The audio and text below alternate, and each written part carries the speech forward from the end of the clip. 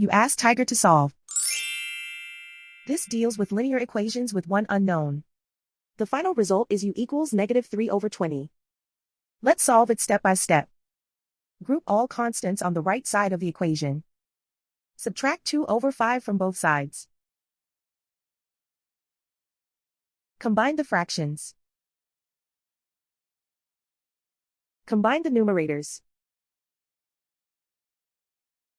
Reduce the zero numerator. Simplify the arithmetic. Find the lowest common denominator. Multiply the denominators.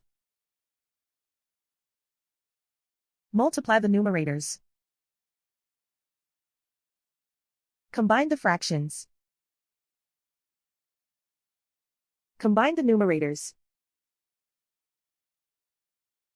And so the final result is u equals -3/20.